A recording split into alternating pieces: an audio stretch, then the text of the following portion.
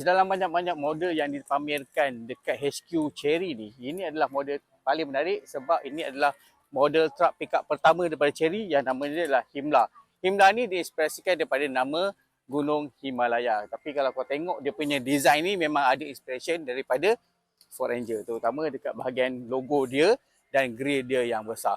Okey, dia datangkan dengan beberapa pilihan enjin iaitu 2.3 liter turbo diesel dan 2.4 liter petrol. Tapi apa yang saya nak tunjuk kepada hari ini ialah dia punya aksesori. Jom aku tunjuk kau.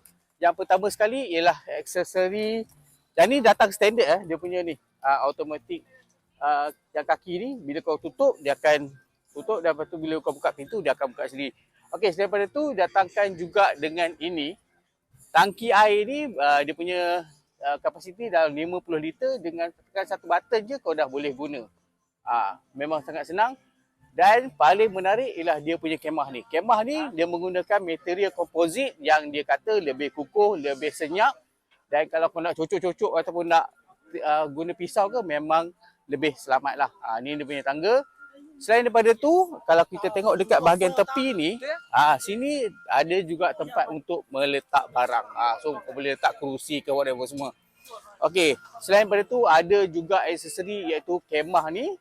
Dan hammock ni pun ada dijual oleh Chery. So apa pendapat korang tentang semua aksesori dan truck pickup pertama daripada Chery ni? Nyatakan komen kat bawah. Terima kasih. Bye-bye.